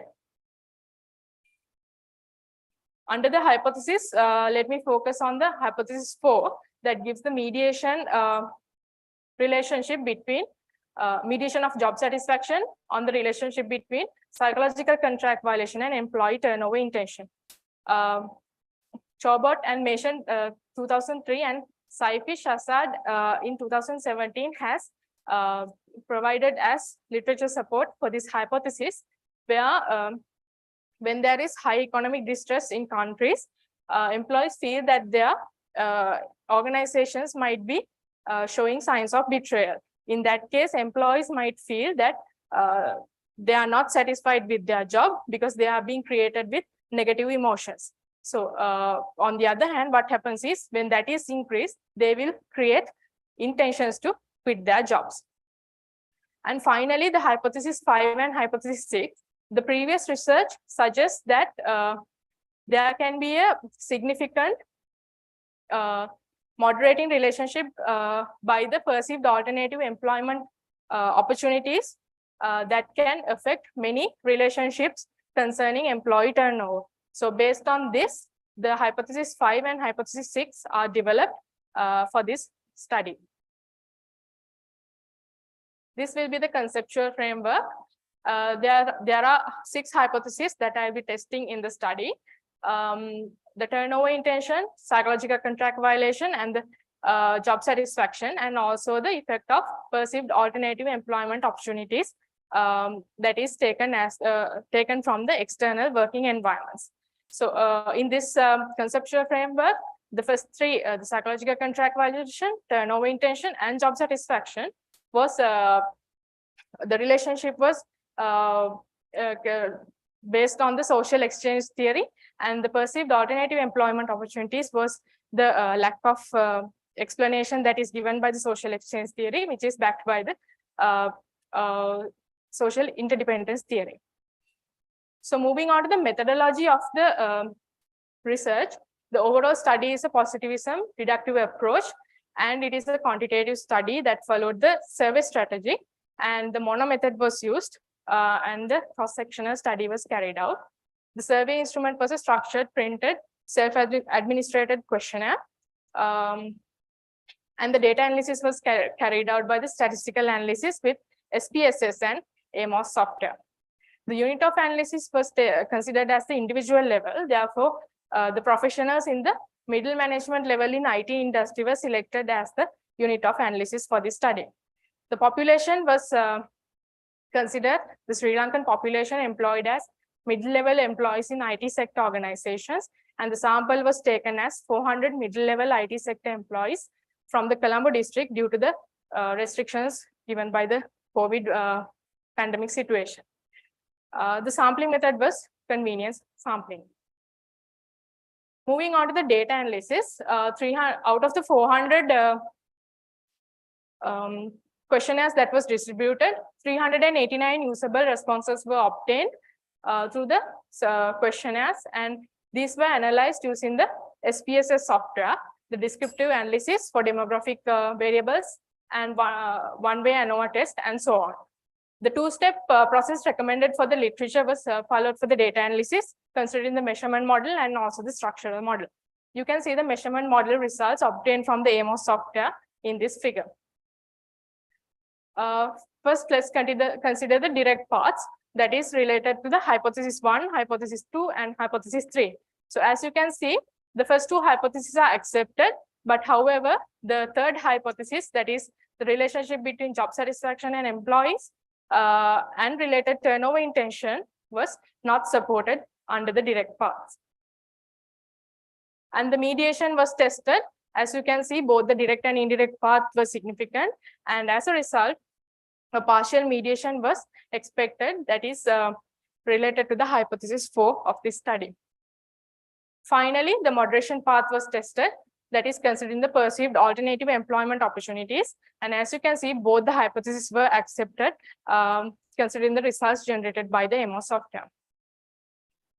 So as for the discussion, you can see that first two hypotheses were accepted. Therefore, in lining with the literature that I have discussed previously, the findings of this study were in line with the previous literature. But however, in hypothesis 3, where job satisfaction of employees is related to the turnover intention, the literature supported that there should be a positive relationship.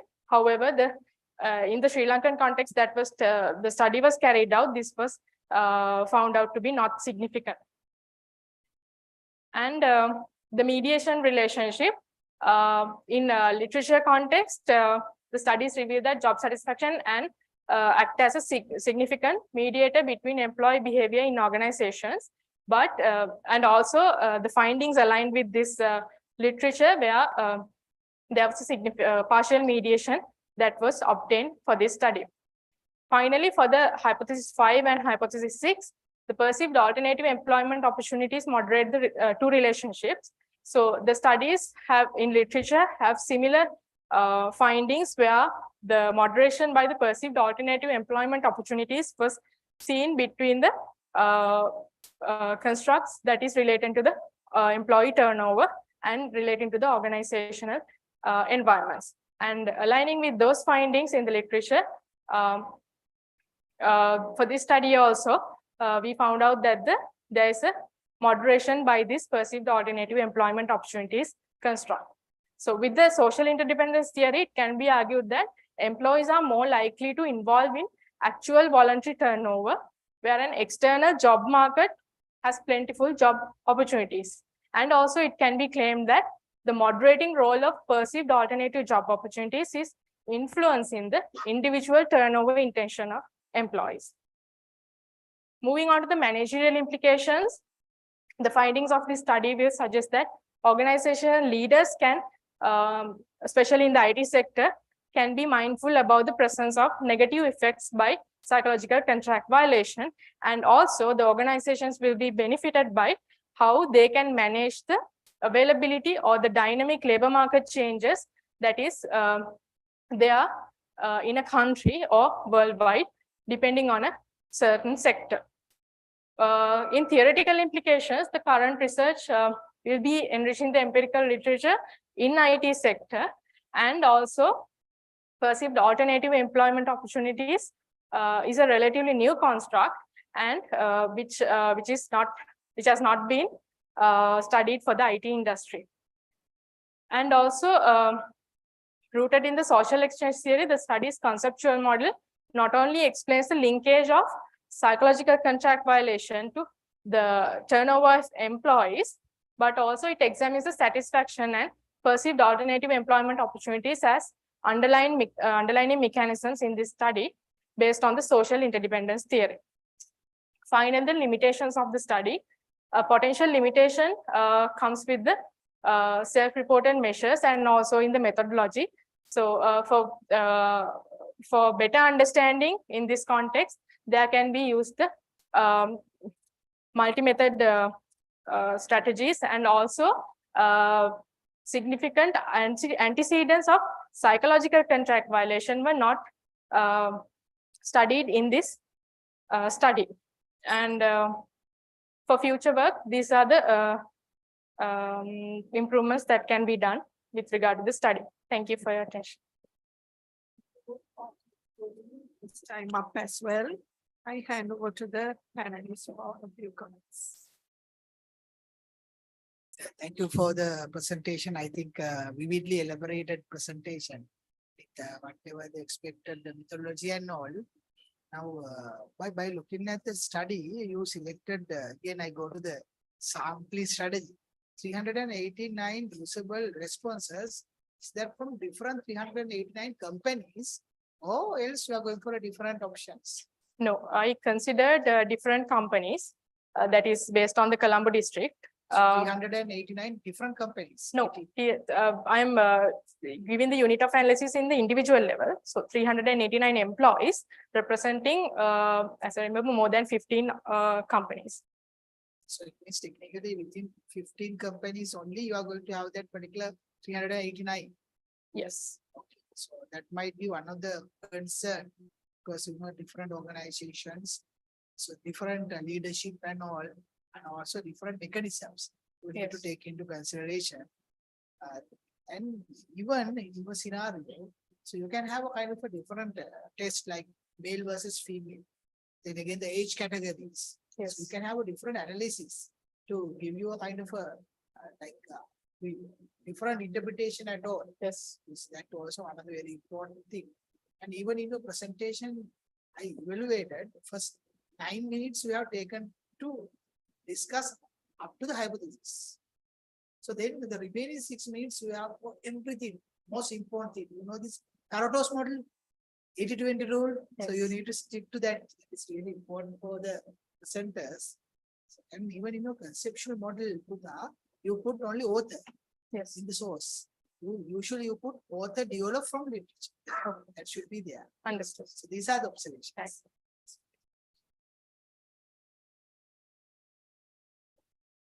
Thank you very much for the presentation. Building on Person Aline's comments, yeah. One thing in terms of the presentation, it was a clear presentation with a good, clear background. The slides were very visible, etc.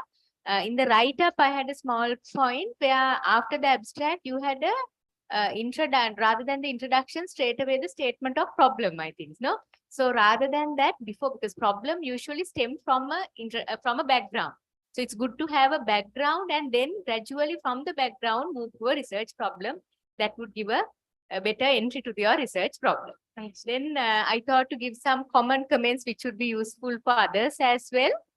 Now, if I compare her slide design was very clear slides with the background. So be cautious when you select a background, the content has to be very visible. So you have to think about the color combination of the background and the font, and also don't allow the background to, kind of cover the content. Sometimes if based on the background, I'm not telling you already, but sometimes it may happen.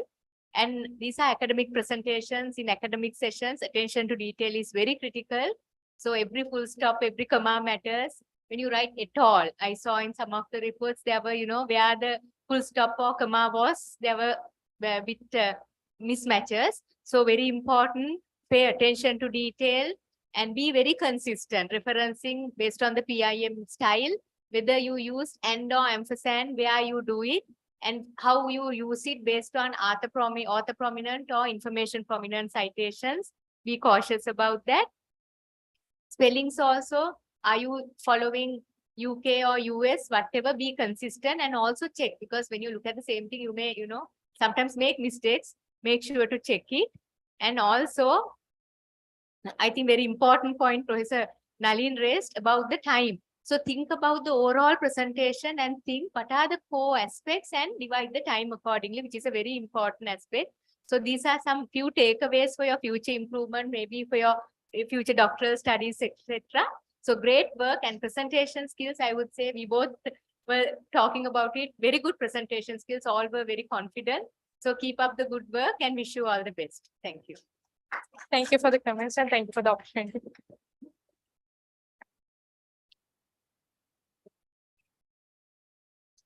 Thank you very much for those very valuable comments, panelists. Professor Tharusha Gunaratne and Professor Nalin have given you all and all of us very important points for us to use in our future research. So that brings us to the end of this session. And right now, the next item on the agenda is certificates of participation will be distributed to the participants, the presenters, by Dr. Senaka Kalamgamage, the Director of PI. May I please call upon the Director to distribute the certificates? I will announce the names. MXH Ratnasiri.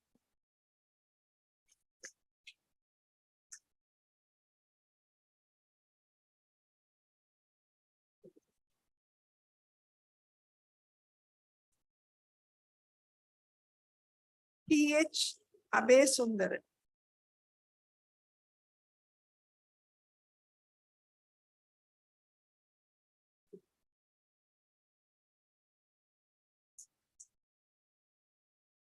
KGCD Gamagi.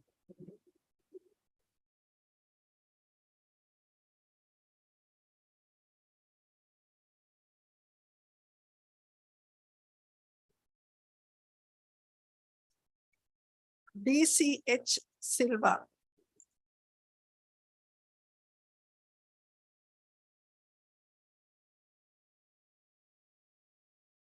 MP Vikramasinghe.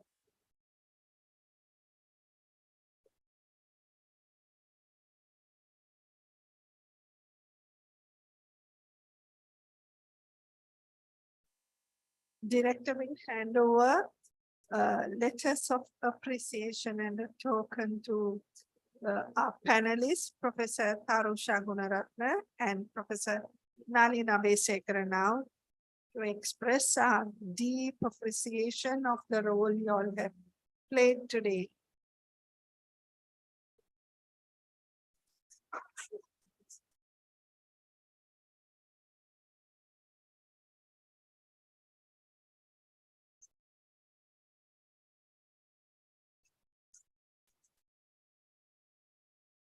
So that brings us to the end of the sessions. Can I invite everyone in this room to be present in the front for a group photograph? Yes. First, if the director and the panel can take a photograph, then we will call the others.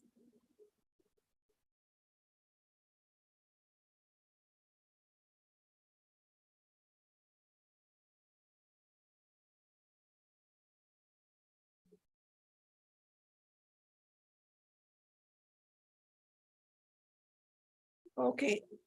Can all the others also please join?